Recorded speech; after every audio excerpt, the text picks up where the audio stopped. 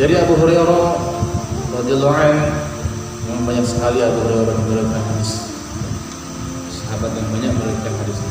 Nabi Muhammad sallallahu alaihi wasallam bersabda, "Laisal ghina min kasratil ardi, walakinnal ghina ghinan nafsi."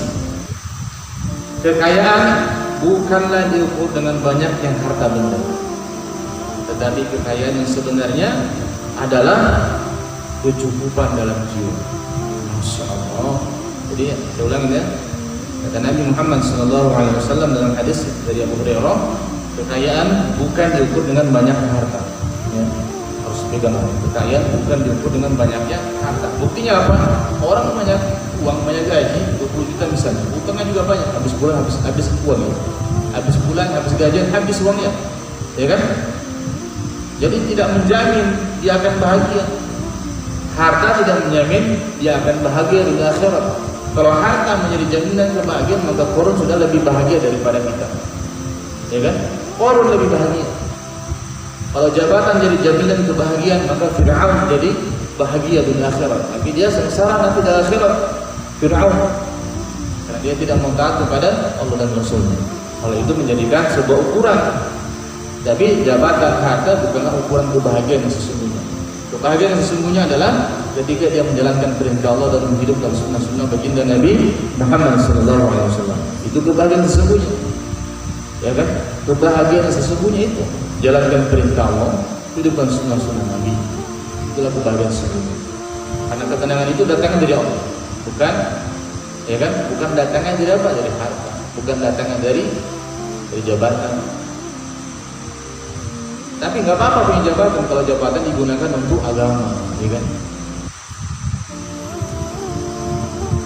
Kekayaan yang sebenarnya adalah kecukupan yang ada di dalam jiwa. Kalau lihat orang nggak kerja gitu kan, tapi dia bahagia aja, wajahnya cerah, bercahaya gitu kan. Dia orang nggak tenang, walaupun nggak punya uang tenang saja. Ya. Karena apa? Itu sudah janjinya Allah. Wa may yattaqillaha yaj'al makhraja wa yarzuqhu min haitsu la yahtasib. Orang bertakwa kalau ada masalah pasti dikasih solusi sama Allah dan dikasih rezeki dari arah yang tidak diduga. Datang uang tiba-tiba ngasih dia, kan? Itu orang bertakwa.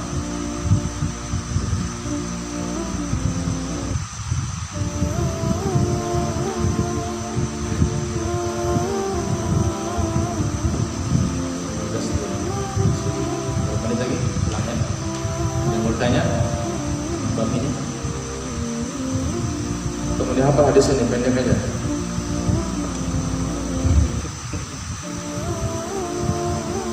Laisa ghina min kasratil ardi walakinnal ghina ginnan nafsi. Kekayaan bukan diukur dengan banyaknya harta, tapi kekayaan yang sebenarnya adalah kecukupan yang ada di dalam jiwa. Artinya dipenuhi dengan iman.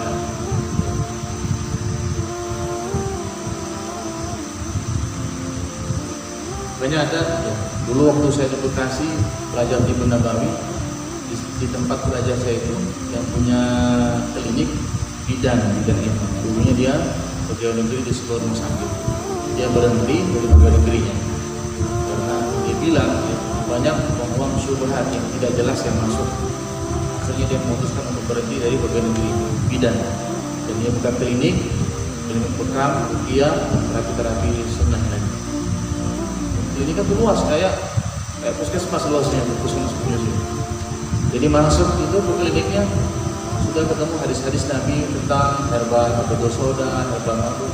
Masuk aja sudah sembuh rasanya, ya kan? Disambut dengan ramah. Masuk itu sudah dengar murotal Quran yang indah. Masuk aja ke situ sudah sembuh saya di sekitar. Jadi kita tenang. Dia siapkan ustaz ruqyah di ruangan, disiapkan juga ustazah yang ruqyah perempuan, ustazah yang bekam perempuan, ustazah yang laki-laki bekam. Jadi benar-benar sebesar ini gitu. Perempuan dengan perempuan ditangani, laki-laki dengan laki-laki ditangani. Dan disitu banyak tumbuhan herbal.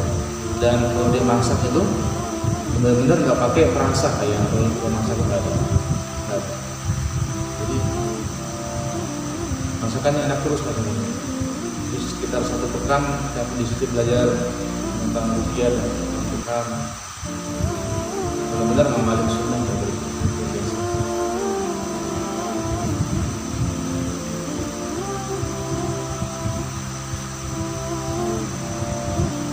Itulah ketenangan ya. Jika orang ingin mencari ketenangan yang benar-benar tenang gitu kan.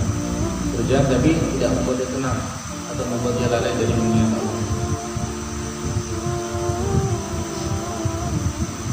Kalau tidak ada pertanyaan, kita lanjutkan.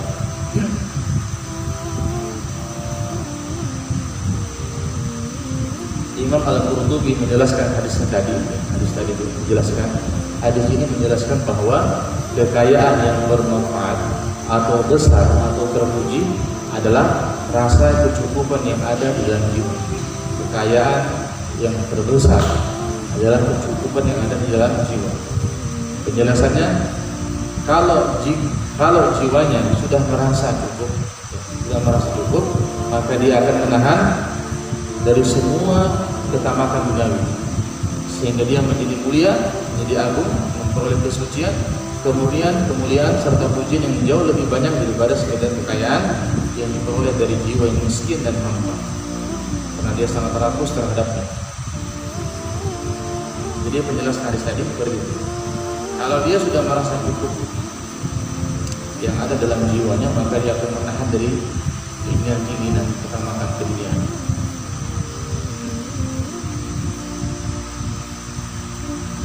Hal ini akan menjerumuskannya menuju lembah kehinaan dan perbuatan tercela karena obsesi rendah dan kepikirannya. Dan banyak orang yang akan mencelanya. Derajatnya rendah di tengah-tengah masyarakat, dia lebih hina daripada orang-orang terhina, lebih rendah daripada orang-orang rendah. Kesimpulannya, orang yang punya karakter jiwa yang menerima akan merasa puas dan menerima rezeki yang dikaruniakan Allah Subhanahu wa taala. Dia tidak ambisi untuk menambah harta kekayaan tanpa kebutuhan yang jelas. Dia tidak antusias untuk mendapatkannya dan tidak merengek untuk memperolehnya. Tapi dia senantiasa ridho kepada rezeki yang Allah karuniakan kepada dia dan selalu merasa cukup dengan rezeki yang Allah kasih kepada dia. Dan sebaliknya, keadaan orang yang jiwanya miskin sangat berbeda jauh dengan pemilik jiwa kaya, karena dia tidak merasa puas dengan rezeki yang dia dapatkan.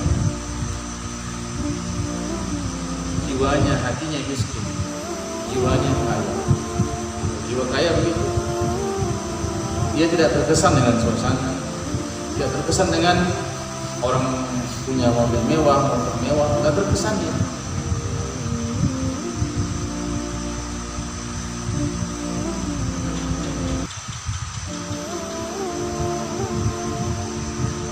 Ada untayan bait syair, kekayaan jiwa adalah yang mencukupimu untuk memenuhi kebutuhan. Jika mencari tambah, kekayaan itu kembali menjadi miskin. Aku melihat engkau selalu ingin memperkaya diri, karena keragusan dunia seakan-akan engkau tidak akan pernah mati.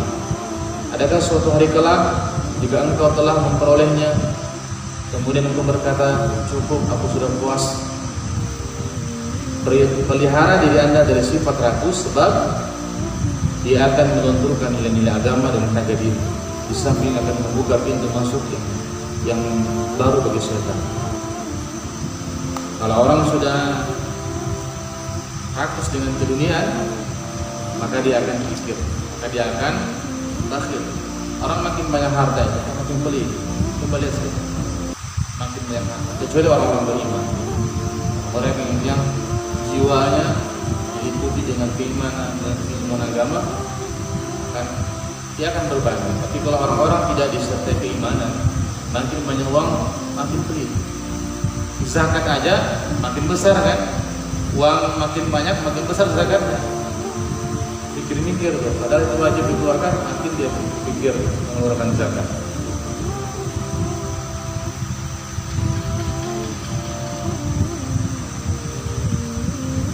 Jika seseorang memiliki sifat rakus, maka akan timbul sifat kikir dalam dirinya. Hal ini juga yang menyebabkan syaitan masuk ke dalam hatinya. Indonesia.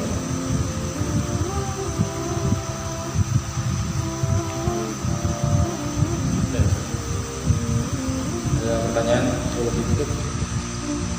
Tidak ada. Akhiri saja. Kita bisa tanya.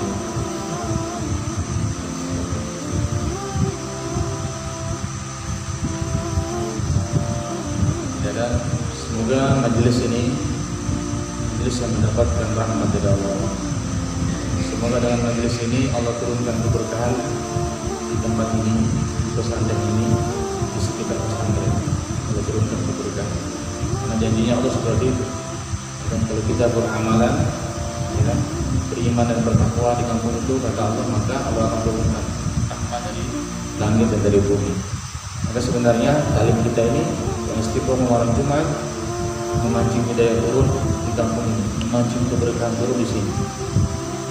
Begitu juga kalau mau menghilangkan majelis yang sia-sia di rumah, maka buat saya talim seperti ini. Misalnya pada maghrib sampai isya atau pada isya sekitar setengah jam.